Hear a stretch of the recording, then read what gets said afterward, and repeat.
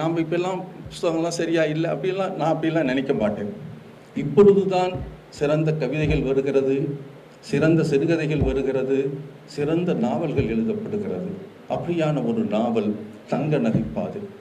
அது நீங்கள் எவ்வளோ ஈஸியாக சிங்க்ரனைஸ் ஆக முடியுங்கிறத மட்டும் சொல்கிறேன். ஏன்னா நேரம் கிடையாது, ஒன்று தான் சொல்ல முடியும். ஒரு 6 வழி பாதை, ஒரு 6 வழி பாதையில் நம்ம சாதாரணமாக போயிட்டுருக்கோம்.